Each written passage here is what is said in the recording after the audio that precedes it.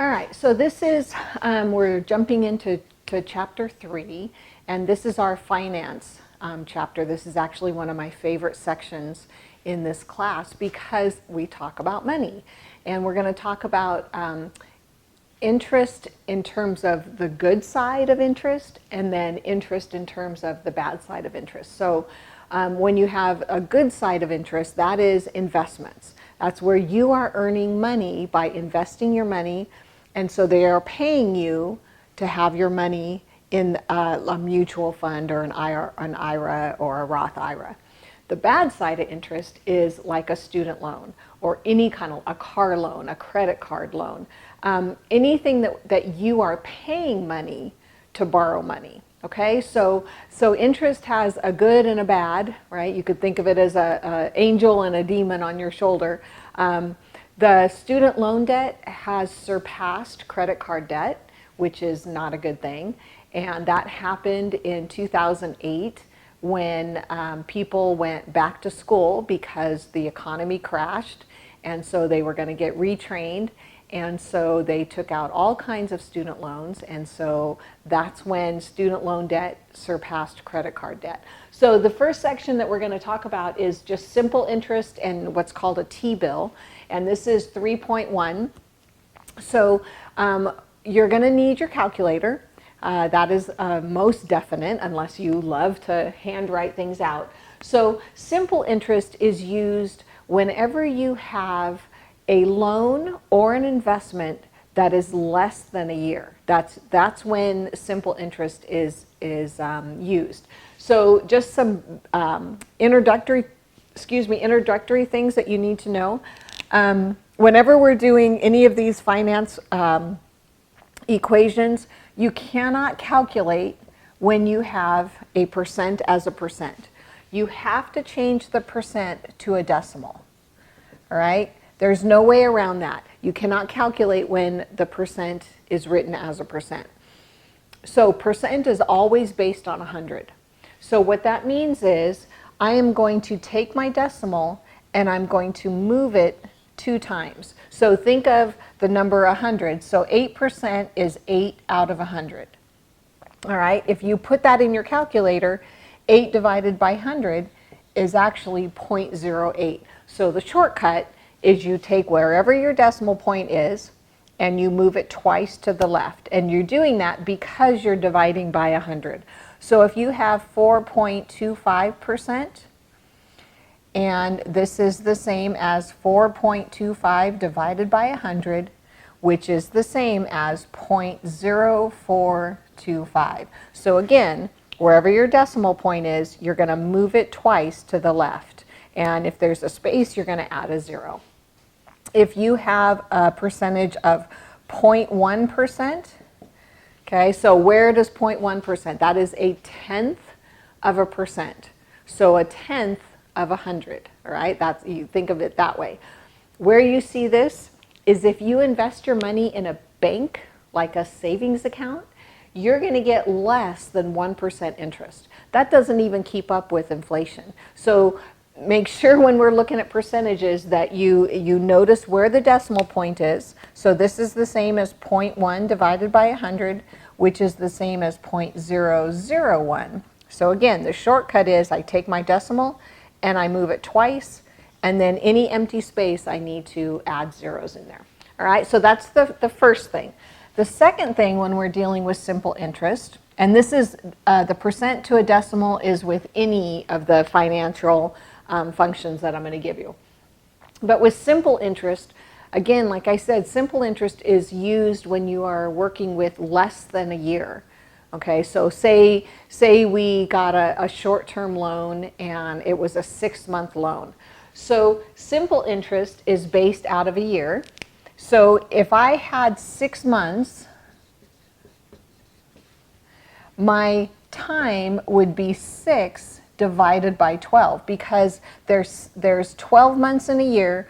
I'm only using 6 of them. So what that means is my loan is only for half a year. All right, so anytime we talk about time with loans, we're talking about in terms of year. So time is always in terms of year. So if you had 50 days. Okay? With simple interest, we're working within what's called a bank year. Okay, so a bank year in days is 360 days. So banks get Christmas Day off, New Year's Day off, Thanksgiving off. There's 5 days within the year that the banks will take off. So they deal in 360 days.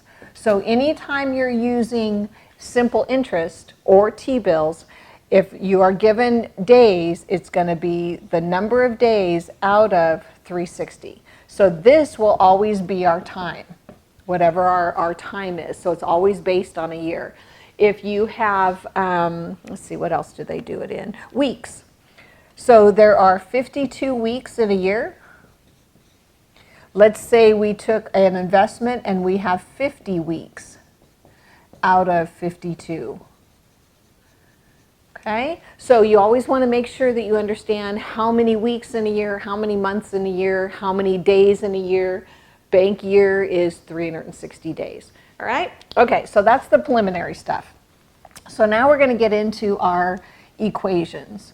So the equation for simple interest. Now, interest is the amount of money that you are charged for borrowing money. Okay, so for instance, if I borrowed $100, I could get charged $5. So I have to pay back $105. Okay, so interest, that's the bad side. On the good side, if I invest $100 and they pay me $5, that means I get back $105. So that interest is the amount of money that banks pay you for you to invest your money, or it's the amount of money that banks charge you if you are borrowing money from them. Okay, so interest, the formula for just interest is principal times rate times time. All right, so let me give you the breakdown of it. Principal is your beginning amount. Beginning amount. It's what you start with. Okay, so in my example of $100, my principal would be $100.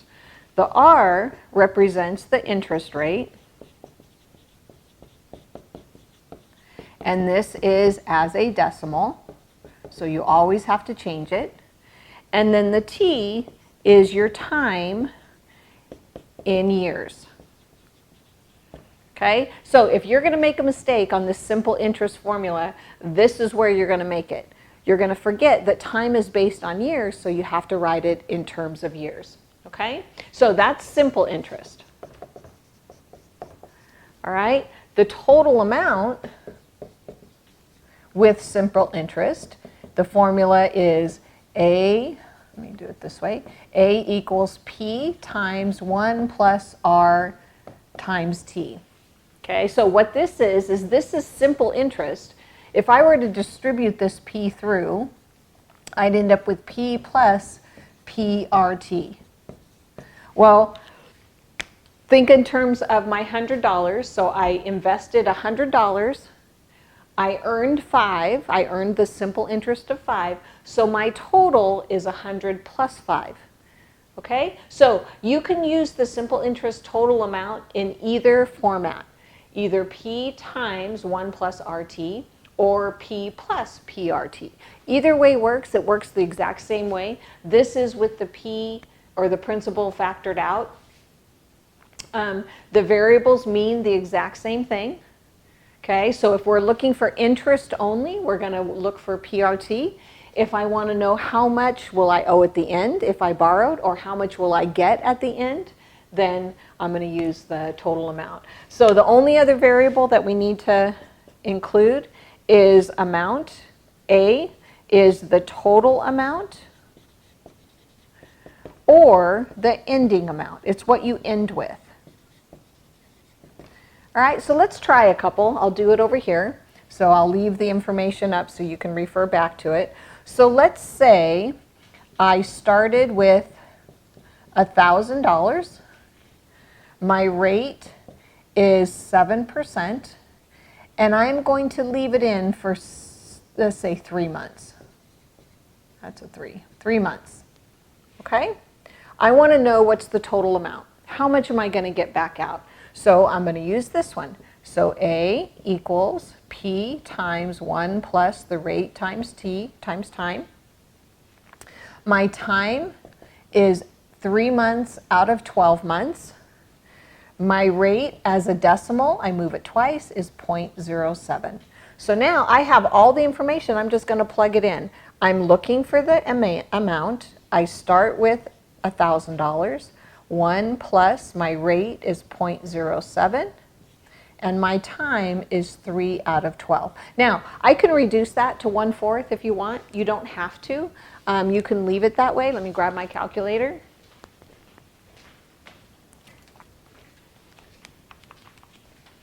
So we have, remember, order of operations says we're going to do what's inside the parentheses first. And inside the parentheses, we have multiplication. So we're going to multiply first. So 0.07 times 3 divided by 12 is 0.0175 plus 1. So inside my parentheses, I have 1.0175. Let me double check. So 3 divided by 12 times 0.07 is 0.0175, and then plus 1. And then I'm going to multiply that by 1,000. So my ending amount is 101750, okay, 0.15. All right, so here's what this means. I invested one time, just a single investment, $1,000. 3 months later, when I look at my investment, I'm going to have an ending amount of $1,017.50. What that means is my interest, the amount that I earned in the 3 months, is $17.50. Okay, so you have to be careful with these. You have to understand, what are they asking? If they asked for what was my ending amount or what was the total amount is $1,017.50. If it asks for how much did I earn or what was the interest is $17.50. Now, the second thing that we're going to talk about is what's called a T-bill. So a T-bill is a short-term loan. It's a short-term investment, it's a short-term investment.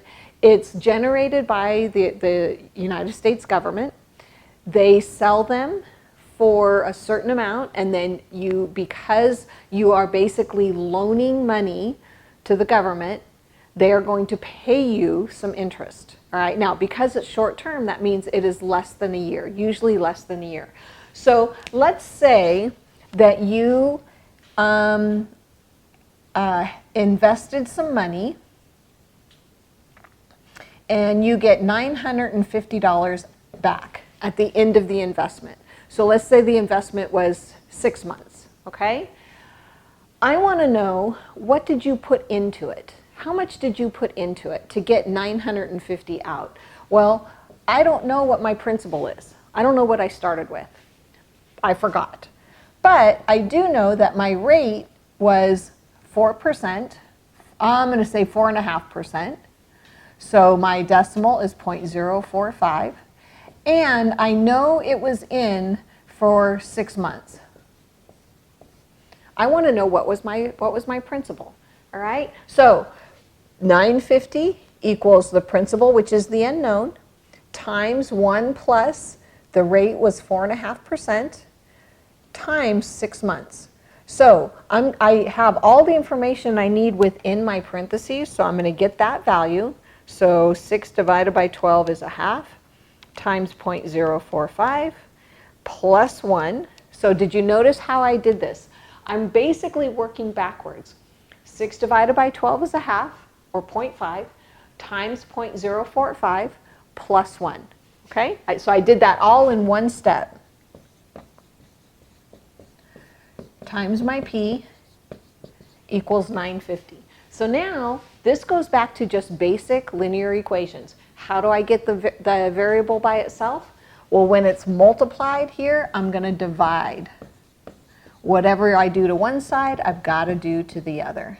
So 950 divided by 1.0225 is 929.095. So I'm going to round it to 10 cents. So here's what this means. I invested $929.10.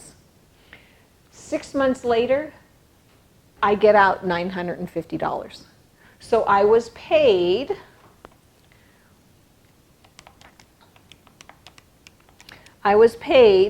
$20, so the interest that I earned was $20.90. The difference between those two. Okay, so again, you have to make sure you answer the question that they are posing to you. If they want to know how much interest did you earned $20.90. If they want to know how much did you invest, $929.10. And we ended with $950. So a T-bill is just a short-term investment, short-term loan that you are funding for the government. All right, so let's just do a couple more just to give you some examples. So let's say, just did that one. Okay, so let's say you have invested. So I'm gonna start labeling them. Let's say you've invested $2,000. Your interest rate was 8.25%. You left it in for 50 weeks. And I want to know the amount. Okay? I want to know what are you going to get out. So this is an investment. So my formula is A, principal, or what I started with was $2,000, and this is a one-time investment. I'm not continually adding money in. 1 plus my rate is 0.0825. 50 weeks is 50 out of 52. And now I can figure out what it is. So this is, you can literally work backwards. 50 divided by 52 times 0.0825 plus 1. So all of that, and I'll write things down as I go just to make sure. But notice I'm not rounding yet. Don't round until the very end. And then that number times 2,000, and the amount is 2158.65, rounding to the cent. Okay? If I rounded too soon here, or even here, or even here, what's going to happen is I'm going to round, and I'm going to be off at the end. So don't round until the very end. Okay? So that's when you have a straight equation. Now, let's say we're looking for the rate. Okay, so we're going to start, this time we're going to start with $4,000. I don't know what the rate is. I'm going to leave it in for 9 months. And my ending amount is $4,720. Okay? I want to know what the rate is. So I'm going to plug this into my formula. So remember, the formula is A equals P times 1 plus R times T. So because it is a short term, I know I'm using simple interest. So my A is 4,720. My principal, so what I invested was 4,000. 1 plus, I don't know what my rate is, but I know my time is 9 months out of the 12 months. All right, now my unknown is inside the parentheses. So I really can't do anything inside the parentheses. So what I can do is, remember, I'm isolating the R.